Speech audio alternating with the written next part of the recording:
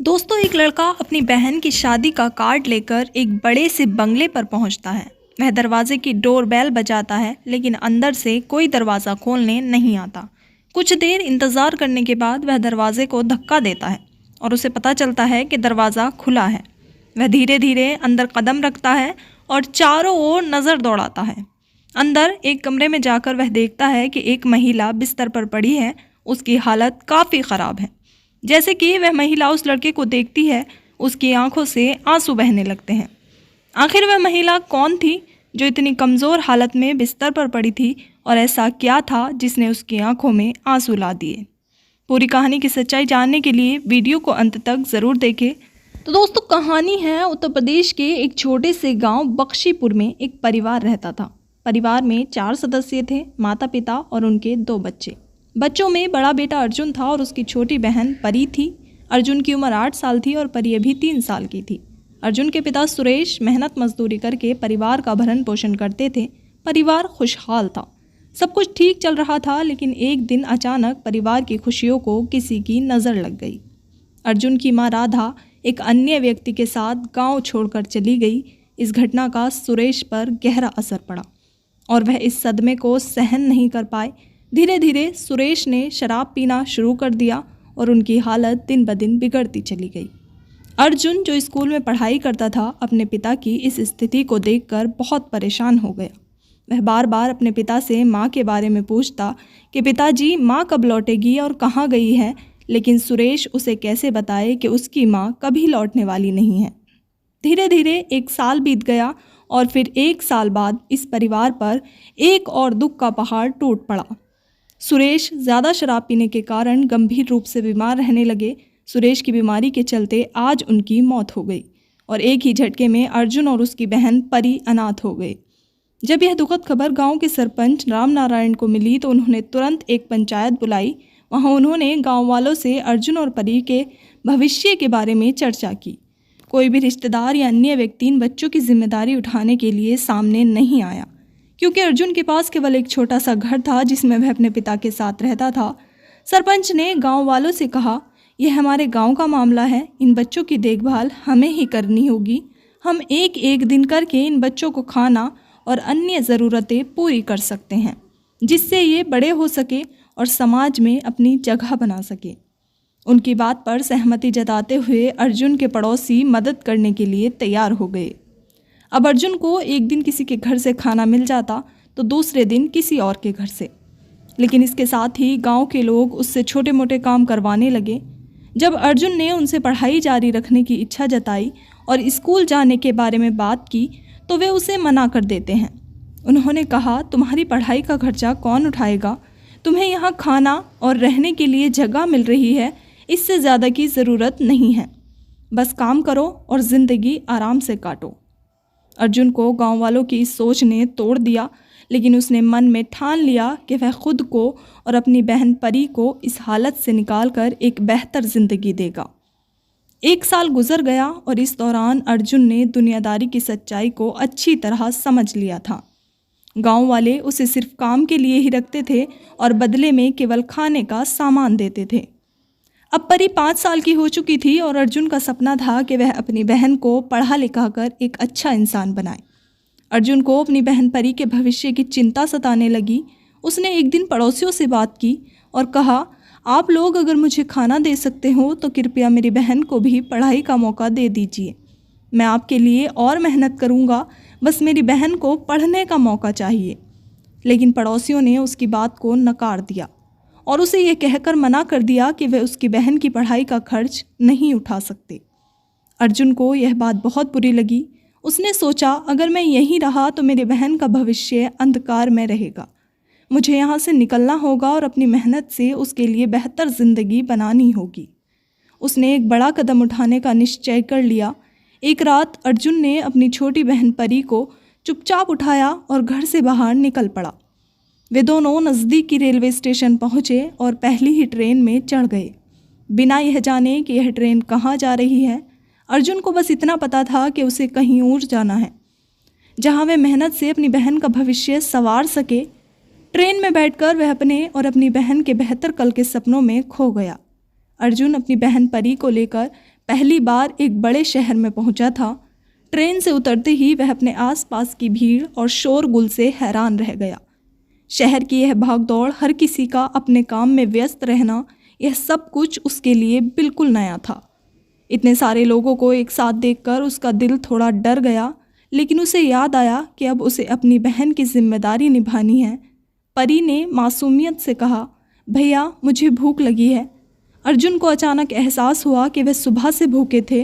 वह अपनी बहन को आश्वासन देते हुए कहता है, तू यहाँ बैठ, मैं कुछ खाने का इंतज़ाम करता हूँ। वह इधर उधर देखता है, लेकिन उसके पास पैसे नहीं थे। भीड़ में वह कुछ लोगों के पास गया, मदद की गुहार लगाई, लेकिन हर कोई अपनी ही धुन में था। किसी ने उसकी ओर ध्यान नहीं दिया। थोड़ी देर के लिए अर्जुन थक कर पास की एक बेंच पर बैठ गया, लेकिन उसने हार नहीं मानी।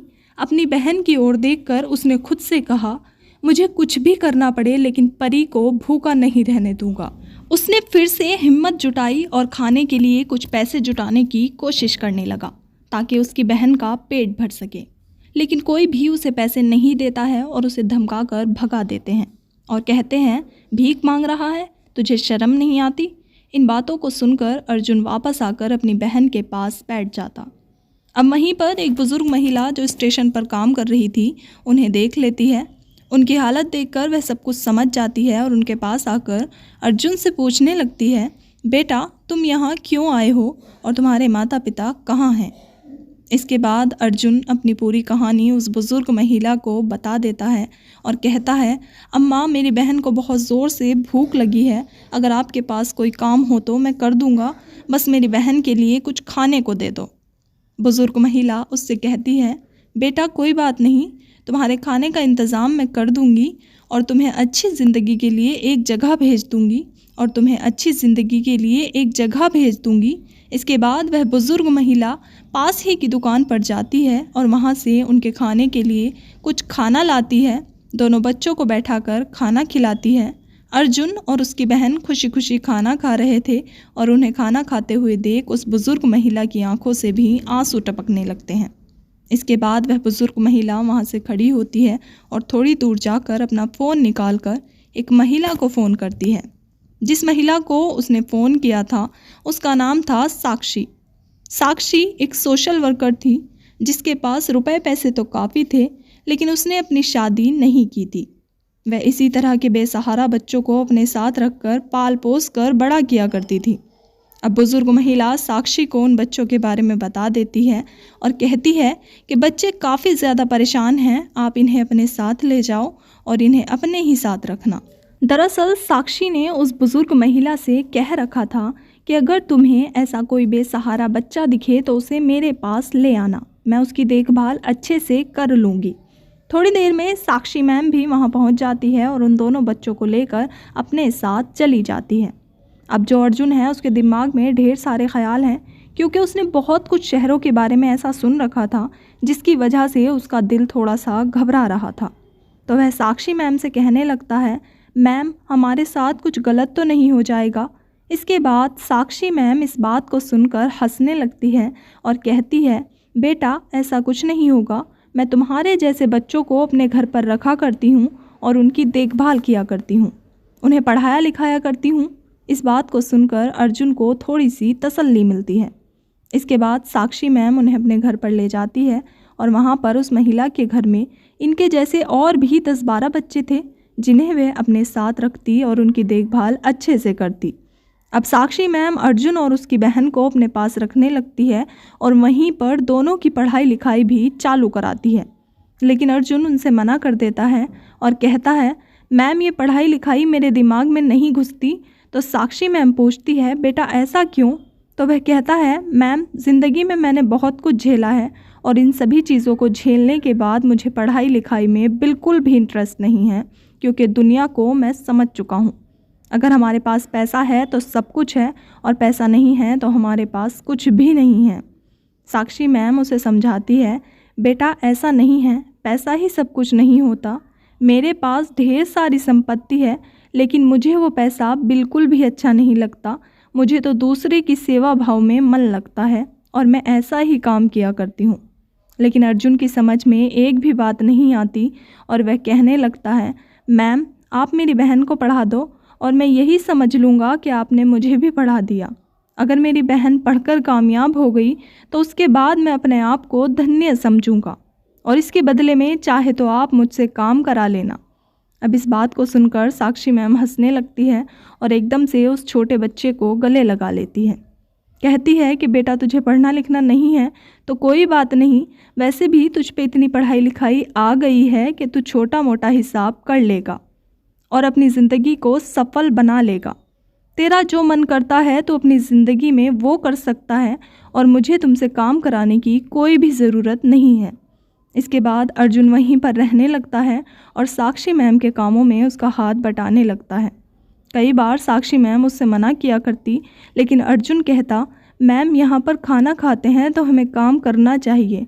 अगर हम खाना खाते हुए भी काम नहीं करेंगे तो यह हमारे लिए बहुत बुरी बात होगी, क्योंकि जितना आदमी काम करता है उतना तो उसे काम करना ही चाहिए। इस बात को सुनकर साक्षी मैम भी समझ जाती है कि इस लड़के ने ज़िंदगी में बहुत कुछ सीखा है, बहुत कुछ अनुभव किया है। धीरे धीरे समय बीतता है और समय के साथ साथ अर्जुन की बहन परी उसकी स्कूली एजुकेशन कंप्लीट कर लेती है। उसकी बहन ने अच्छे नंबरों से 12वीं क्लास को पास किया था और इसके बाद वह अपने भाई के पास वहीं पर आ जाती है जहाँ पर साक्षी मैम बैठी हुई थी। वहाँ पर आने के बाद वह अपने भाई से पूछने लगती है कि भाई, मैंने 12वीं क्लास अच्छे नंबरों से पास की है, अब बताइए मुझे आगे क्या करना चाहिए। अर्जुन अपनी बहन से कहता है कि बहन, तुझे जो अच्छा लगता है तू वो कर ले, मुझसे पूछने वाली कौन सी बात है। लेकिन तभी अर्जुन की बहन कहती है कि भैया, आपने मेरी ज़िंदगी को अच्छा बनाया है तो आप पर ही मेरी ज़िंदगी का अधिकार है। इसके बाद अर्जुन साक्षी मैम से कहता है कि मैम, आप बताइए मेरी बहन को आगे क्या करना चाहिए। साक्षी मैम थोड़ी देर तक सोच विचार करती है और सोच विचार करने के बाद कहती है, बेटी, तुझे डॉक्टर बनना चाहिए। अगर तू एक अच्छी डॉक्टर बन गई तो तू समाज की और भी ज़्यादा सेवा कर सकती है और अच्छे से अपने जीवन को व्यतीत भी कर सकती है। इसके बाद अर्जुन की बहन डॉक्टर बनने के लिए तैयार हो जाती है और साक्षी मैम उसे डॉक्टरी करने के लिए दूसरे शहर में भेज देती है, क्योंकि डॉक्टरी करने के लिए इस शहर के अंदर कोई इंस्टीट्यूट नहीं था जिसमें वह अच्छी तरह से पढ़ाई कर सके। दूसरे शहर में एक इंस्टीट्यूट था तो वह अर्जुन से कहने लगती है कि बेटा, तुम्हें अपनी बहन के साथ जाना होगा और वहाँ पर इसकी देखभाल करनी होगी। बाकी तुम्हें जितना भी पैसा चाहिए होगा उतना पैसा मैं यहाँ से भेज दिया करूँगी और तुम वहाँ पर अपनी बहन को डॉक्टर बनाना। इसके बाद अर्जुन साक्षी मैम के कहे अनुसार वहाँ से अपनी बहन को लेकर वहाँ पर चला जाता है और वहाँ के उस कॉलेज में साक्षी मैम ने उसका एडमिशन करवा दिया था। लेकिन एडमिशन होने के बाद अर्जुन सोचता है कि साक्षी मैम ने हमारे लिए बहुत कुछ किया है, लेकिन हम उन्हें तकलीफ़ नहीं देंगे, क्योंकि वह 22 साल का हो गया था और वह सोच रहा था कि वह अपनी बहन की पढ़ाई लिखाई के लिए पैसे खुद से कमाए और अपनी बहन को एक अच्छा डॉक्टर बनाएगा। इसके बाद अर्जुन मेहनत करने लगता है और अपनी बहन को कॉलेज भेजने लगता है और इसी तरह से धीरे धीरे समय बीतता है और समय के साथ साथ उसकी बहन परी एक सफल डॉक्टर बन जाती है। जैसे ही वह डॉक्टर बनती है तो उसके बाद वह अपने भाई से कहती है, भैया, अब क्या करना है। इस बात को सुनकर उसका भाई उसकी तरफ देखने लगता है और कहता है, बहन, अब कुछ नहीं करना, अब केवल तेरी शादी करनी है और उसके बाद मैं जिम्मेदारियों से मुक्त हो जाऊंगा। इस बात को सुनकर उसकी बहन शर्मा जाती है और घर के अंदर दूसरे कमरे में चली जाती है। अब तक अर्जुन मेहनत कर कर के एक छोटा मोटा व्यापारी बन गया था, जिसके कारण उसने अपना घर ले लिया था और अपने खर्चों को अच्छी तरह से चला लिया करता था। इसके बाद वह अपनी बहन के लिए एक लड़का ढूंढता है और उस लड़के से उसकी शादी तय करा देता है।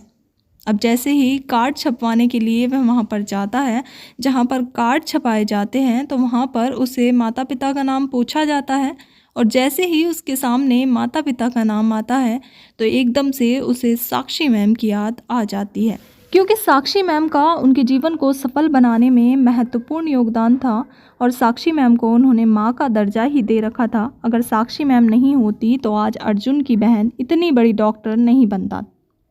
इसके बाद वह कार्ड को छपवाना कैंसिल कर देता है। इसके बाद अर्जुन वहाँ से कार्ड के डिज़ाइन को सेलेक्ट करता है और उसे लेकर सीधा साक्षी मैम के पास चला जाता है। वहाँ से वहाँ तक जाने में उसे 3-4 घंटे लगते थे और 3-4 घंटे के बाद वह साक्षी मैम के उस घर के सामने पहुँच गया था जिस घर के अंदर उन दोनों का बचपन बीता था। वहाँ पर जाने के बाद वह दरवाज़ा बजाता है लेकिन कोई भी अंदर से दरवाज़ा नहीं खोलता। इसके बाद अर्जुन गेट को धक्का देता है और उस घर के अंदर चला जाता है। अब अंदर जाने के बाद जैसे ही वह देखता है कि साक्षी मैम एक बिस्तर के ऊपर पड़ी हुई है और उन्होंने जैसे ही अर्जुन को देखा तो एकदम से उसकी आंखों में आंसू टपकने लगे। अब साक्षी मैम की ऐसी हालत देखकर अर्जुन की आंखों से भी आंसू टपकने लगते हैं और वह एकदम से उनके पास जाता है और कहता है, मैम आपकी यह हालत ऐसे कैसे? इसके बाद साक्षी मैम अपनी आंखों के आंसुओं को पोंछती है और कहती है, बेटा मेरी छोड़, तू बता तू कैसा है? तेरी बहन कैसी है? क्या वह डॉक्टर बन गई या नहीं बनी? तू तो जब से गया है तूने एक बार भी मेरी सुध नहीं ली और ना ही मुझसे मिलने के लिए आया है। इसके बाद अर्जुन साक्षी मैम के सामने हाथ जोड़ लेता है और कहता है कि मैम गलती की माफ़ी देना, ये तो मुझसे भूल हो गई जो मैं आपसे मिलने के लिए नहीं आया।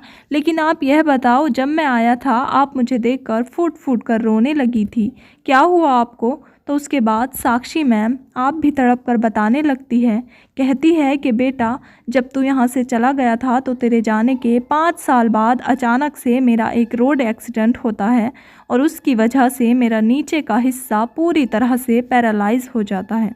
अब पैरालाइज होने के बाद मैंने इधर उधर डॉक्टरों को दिखाया भी था लेकिन डॉक्टरों ने कहा कि अब ठीक नहीं हो सकता और तुम्हें इसी तरह से जीवन व्यतीत करना होगा। जिन बच्चों की मैंने परवरिश की थी वो सारे यहाँ से चले गए और कोई भी लौट कर मेरे पास नहीं आया। मेरे पास रुपया पैसा तो है लेकिन पैसे से भी कोई मेरी अच्छी तरह से देखभाल नहीं करता और तुझे देखकर एकदम अपना सा फील हुआ था, तो इसी वजह से मेरी आंखों में आंसू आ गए थे। और यह बात कहते हुए साक्षी मैम एक बार फिर से रोने लगती है।